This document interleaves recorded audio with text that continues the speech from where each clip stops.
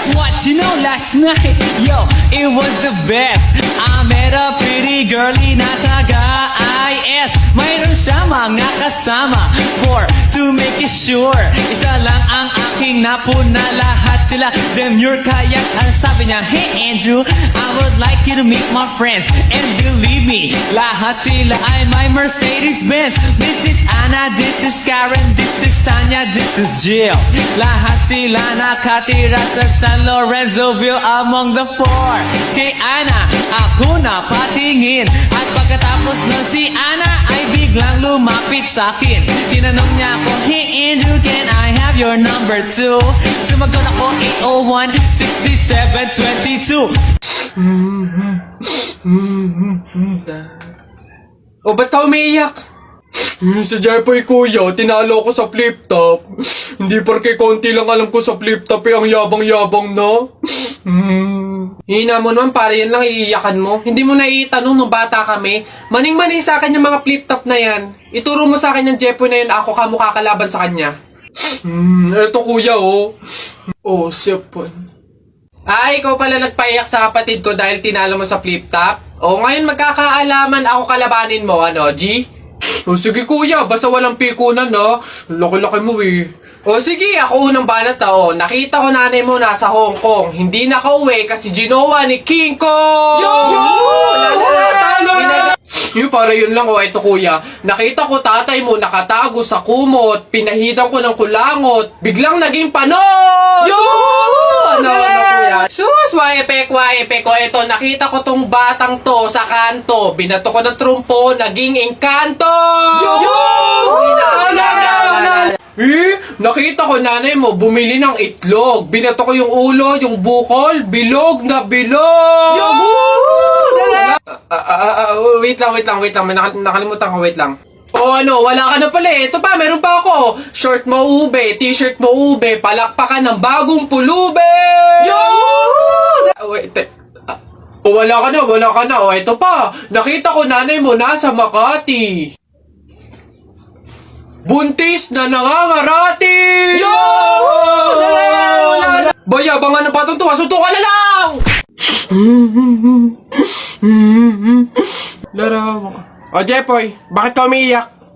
Yung tatay ni Mark Juntay, tinalo ko sa flip top. Nasaan yan? Paring tupi! Nasa ka? Lumabas ka! Sino ba yung maingay na yun? Aba pare, umiiyak yung anak ko dahil tinalo mo daw sa flip top na yan. Paring Albert, hindi naman sa abay daw ako papayag, short mo gold, brief mo gold, sumbong kita sa nanay mo, nanonood ka ng ball! Aba pare, ikaw nagpasimula, panindigan mo yan ha. Pangit ang nanay mo, pangit ang tatay mo, kaya ang anak mukhang kalamay. Kung gusto mo ng pangit, huwag mo kami idamay! Wala, nakita ko tatay mo nagbabasa ng science. Sinapak ko, nag-super science! Ito pa paring Albert. Nanay mo pangit, tatay mo pangit. Ano ka, exempted? Sus! Nakita ko tatay mo, nanay mo teka pre, wala na, utal-utal ka na, umuwi ka na lang, magpalobo ka na lang ng sipon, pero eto teka, baunin mo. Piso-pisong malupet, ikay nagpagupit sa tatay mo, malupet, kaso nga lang walang puwet!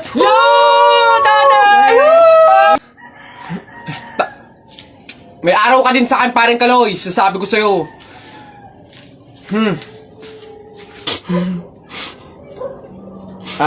Anak, Jeffoy, pasensya na, talo tayo. Ay, boss! Kanin pa nga, dito! Diyos ko, ito na naman itong mga to, bubulos na naman. Singkarang sisiba kumain ang tatakaw, pang 50 at ang kanin na nila to. Diyos ko. Hello again! Ito pa yung mga kanin nyo. Ayan. Ito pa. Okay. Ay, wait lang, boss. Dito pa pala sa kasama ko, mga 5 kanin pa. Tama na naman! Ang sisiba nyo kumain ang tatakaw nyo eh. Tirahan nyo naman yung iba, no? Baka maubusan. Parang mga hindi kayo nakain. Kanina pa kayo dito, ha. Diyos ko po, ang litsan, walang kabusugan. Uwi! Diyos ko, dito na tumira eh.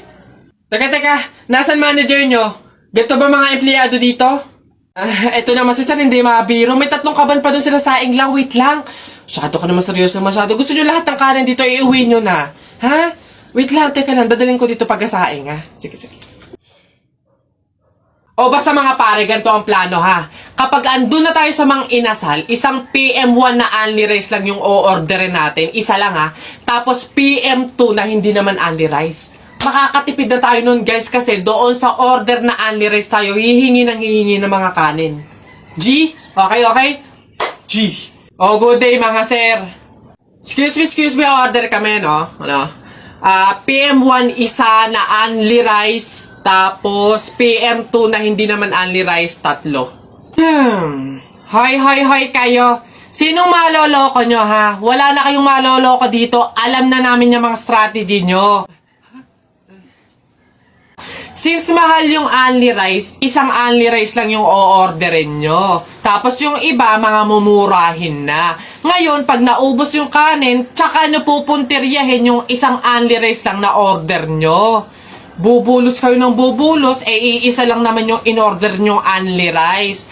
Sinong maloloko nyo? Hindi. Simula ngayong araw na to, hindi na mangyayari yung ginagawa nung ganyan. Kung sino lang yung umorder ng only rice, siya lang yung kakain ng madaming kanin. Ay, bawal ba yun? Oo, bawal na nga. Ngayon, kaya wag na kayong magtangkang magdaya-daya dyan mga abutan ng kanin nyo na yan dahil pababantayan ko kayo. Pasok!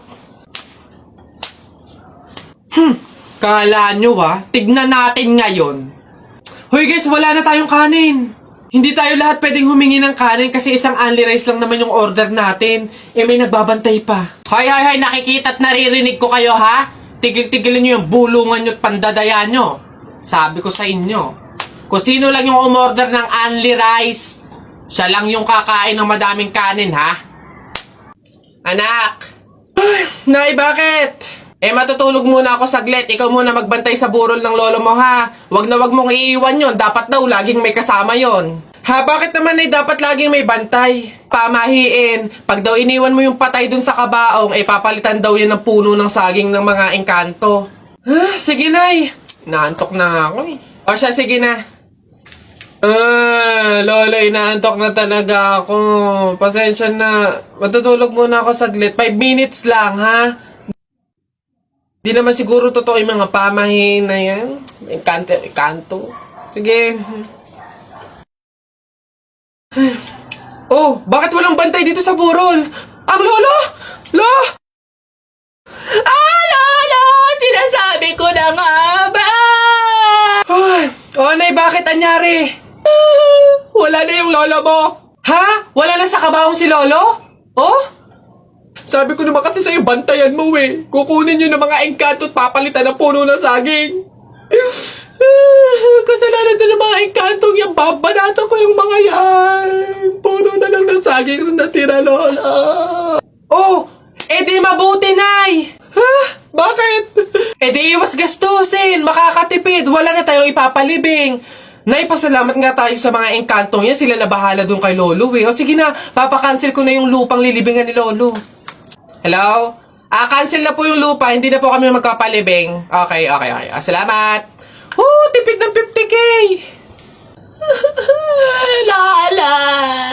Darling Albert, anak, Jepoy, kumain na kayo. Oh, anyari sa inyo? Bakit ganyan mga itsura nyo? Kasi darling, natalo kami nung pamilya ni Paring Kaloy dyan sa nauusong flip-top ng mga bata ngayon. Visit. Baka naman kasi hindi mo kinausap ng ayos. Tsaka, sa mga flip-top na yan, bakit ba naman sasali pa kayo sa mga ganyan? Away, bata lang yung mga ganyan, eh. Tara nga kay Paring Kaloy, samahan nyo ako, kausapin natin na maayos. Maayos, ha, mahinahon. Paring Kaloy! Sino yun? Hoy, Marindelia, napasadya ka, anong meron? Ayun nga, Paring Kaloy, yung asawa at anak ko, medyo inis nga sa inyo, gawa ng natalo nyo daw sa flip-top na yan. Oo. Wala naman problema sa akin kung talagang mayayabang kayo. Wala naman problema kung natalo nyo sila sa flip-top na yan. Pero ang sa akin lang naman away bata yung mga yan. Malalaki na tayo, wag na tayong makisali pa. No? Sige, Paring Kaloy, una na kami. Salamat, sige. Dog ka ng dog. Nakita ko yung tatay mo tinutuli sa ilog na tira itlog. Ano? Asawa ko yan, darling. Aba, teka, biglaan to ah. Alam ko trabaho ng tatay mo, tanod. Nakita ko sa ilog, inaanod. Sus, wala yan. Ako si SpongeBob, ikaw si Patrick. Nakita kita kanina tumatay sa plastic. Ano, wala na. Sus, alam ko ulam nyo kagabi pa sis. Hindi. Huwag ka na sumaba. Talo ka na, uwi na kami. Ayoko sa Marawi. Madaming kalapati. Nakita ko nanay mo tumatay, nakawaki. Pwede ka na, Jetoy, anak. Tara na. Talo. Wala ka, bala ka sa buhay nyo. Ha? Tao po. Tao po. Ano ba yan, Nay? Nakakatakot naman yung mga tahol na aso. Oo nga, anak, Diyos ko. Alam mo ba, pamahiin yan. Kapag daw tumatahol yung aso sa gabi, may kapitbahay daw nung mamamatay. Diyos ko, sana naman si Marites. Puro na chismis yun eh. Tao po! Doon kayo!